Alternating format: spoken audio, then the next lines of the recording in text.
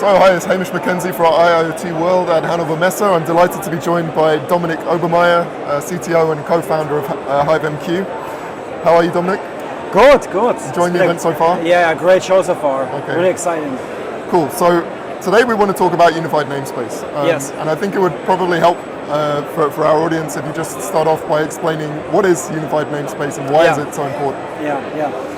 I mean, it's really interesting. Unified namespace is for us the key trend which we see here. I mean, besides AI, obviously. Yeah. But I mean, literally, like almost every conversation we have here is about UNS and corporations and big companies building their unified namespace. And so, what unified namespace is, like there is varying definitions of it out there, but there's a few things that everybody wants to get out of it. So first of all, the big problem to solve is we have a lot of data silos, and you have this kind of OT and IT gap that most companies suffer from, where it's really hard to unlock the data and make use of them. And so what the unified namespace is, the promise of it is to have a kind of a central place where the current state of the business, being from sensor, telemetry, some other things, up until basically ERP data, all of it available, and to democratize the data. So you have developers, you have engineers, and all of them, basically allow access to the data about the current state and also what's going on. It's not a way to replace things like historians or other things. Right. It's really a way of unlocking the data and really plumb together all of the things. It's very interesting. A customer recently said to me, like how they feel what UNS is for them is, what PLCs is for hardwiring, UNS is for data wiring. And I found this really interesting. And yes, and here at HiveMQ, we help build a UNS based on MQTT technologies, and it provides some really interesting characteristics because a few problems customers want to solve. Number one is addressability of data. Where can I find data, browse data? So the Unified Namespace provides a directory of all of the data that's available, of course with access control and so on. But this is one of the promises. And the other thing is that you can democratize the data. And you also have the current state. So these are a few characteristics, but I'm also happy to go into more details how we contribute to this. Well, one of the things I think will be particularly important is, obviously no customer's situation is the same. Yes. So when we're thinking about customization, how easy it is to integrate with different systems, different formats, could you speak to that a little bit? Yeah, I mean, it's interesting. Very often it starts with the same problem. The problem is the data is not available or accessible. I mean, sometimes you have it, the data is somewhere in the data lake in the cloud or so. But the thing is, you can't make use of it. It's really hard to get access to it, and because data is usually unstructured or not structured in the way you want. You have different communication protocols on the OT side. You have OPC UA, which also helps to contextualize the data models. The reality is with all our customers, you have Modbus in here, you have OPC UA in here, you sometimes have OPC DA in here.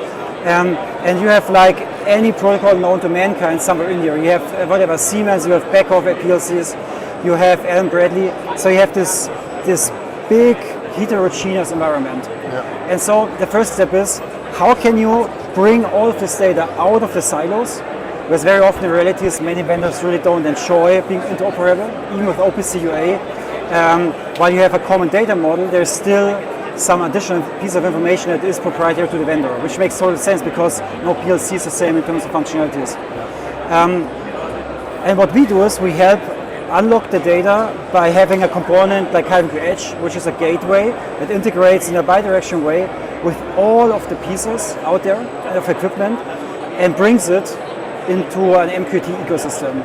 And MQT is then used to send it in the factory, to send it up to the cloud and back and vice versa. So it builds a kind of central nervous system across your organization where the data is unlocked. But then of course other questions arise like, how do you homogenize the data, like standardize the data, enrich the data, govern the data, and then also heal the data, because the reality is specifications are good, but like most of our customers have problems with data quality. And we help them visualize data quality problems and fix them once they are visualized. Okay. So we talked a little bit about customization, about data quality, but another couple of issues which are really important, I think, are speed, so response times, and also ultimately how that data is being used to make decisions. Yes. So could you talk a little bit about that? Yes. And I think it's a key problem you see with this kind of more batch-like processes, like especially with the data lakes and so on. Like of course you can run your analysis and so on, and also what BI tools do, whatever, since forever. Yeah. But this is usually not what you need, because people, especially if you're on the OT side of the house, you need to make a decision fast. It doesn't help you if you get data or any kind of information based on this data tomorrow or next week. Yeah.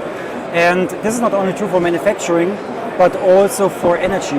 Let's just give you an example, a real customer problem.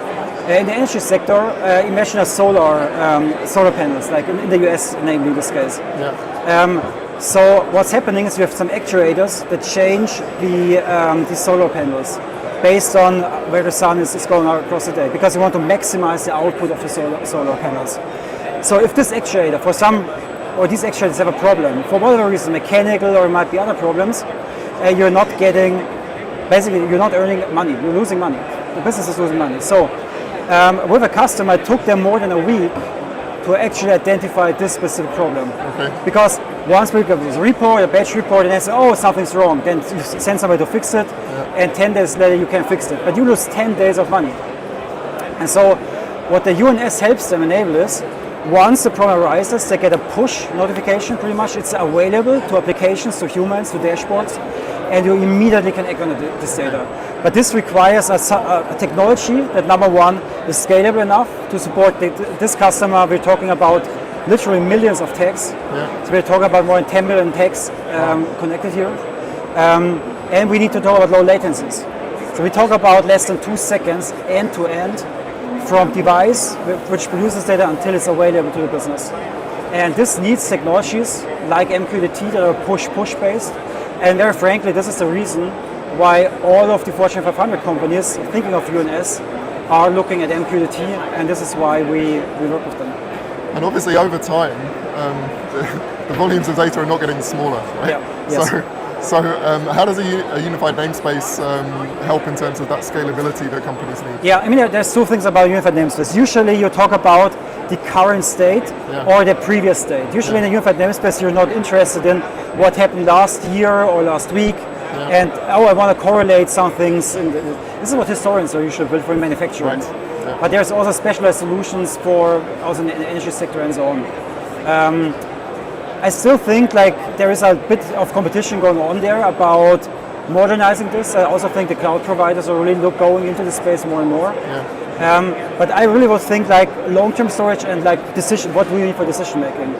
Because the thing about the unified namespace is it doesn't only allow you to request data, it allows you for any application to subscribe to data. This means if once you decide you're interested in some piece of data, you can say, you know what, give me every change on this sensor, on this solar panel field or whatever, and then publish it immediately. Yeah. So you get all the live data in a push way, and it's really funny. Like I had this conversation with my wife recently, and she also mentioned like it's similar to Instagram or WhatsApp. Like if something's happening there, it pushes to your phone.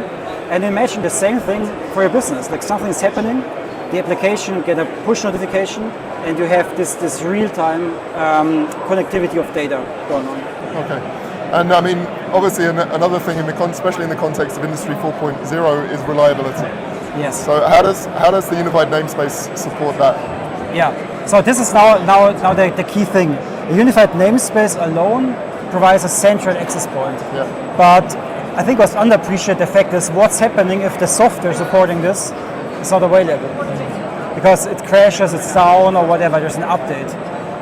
You need to be on a 24/7 all the time. There is no maintenance window for a unified namespace. But this is very frankly why HiveMQ as a company, this is where we make money. We are the trusted MQT platform with high availability. We have customers in the automotive space that are in production since 2014. And there's also a public case study where they mentioned that didn't have a single downtime since 2014. And this is what you need. You need high availability, reliability, but also scalability. Because also the reality is once you start building a unified namespace, you don't start with the whole business in it. You add applications, you add devices. So it grows and grows over time. And then you're also making more information available based on calculations and so on. You fill the unified namespace more and more. if you have a technology that will not scale, you have a big problem because you cannot migrate. And this is where standards technologies are required, like MQTT, and this is also where you need to choose your partner very wisely. Company, in our case, we work for Fortune 500 companies. Fortune 10 pharma companies are relying with the factories on us. Most of the automotive companies out there rely on HiveMQ in production or in the cars. So, very frankly, this is how we make our money, by just providing reliability on top of the technology itself.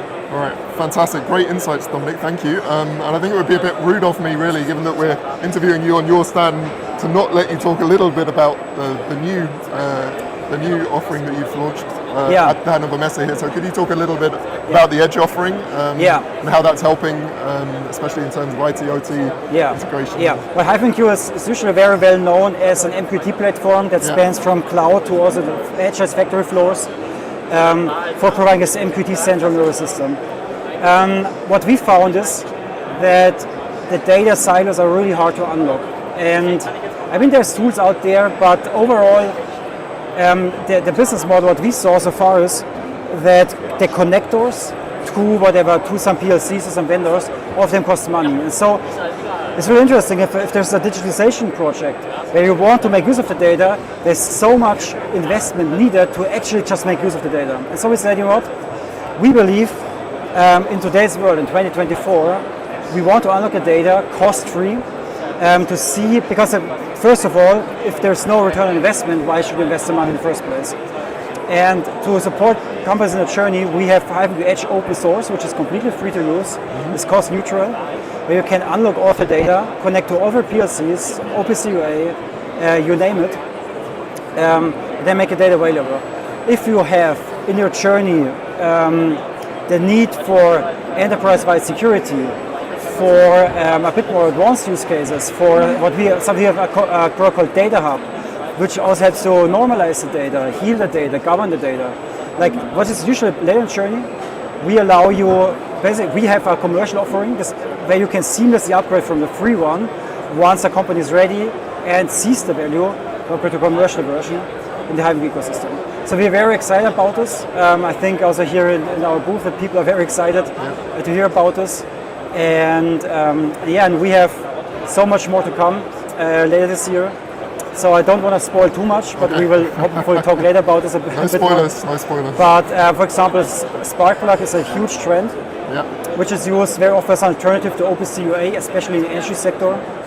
And there is some technological challenges, what we observe, and we also now provide modules that make it much more usable and integrate more seamless in the UNS. This is something we will release in the coming weeks, so stay tuned on this. So it's about basically making Spark plug enterprise ready. This is one thing we're excited about.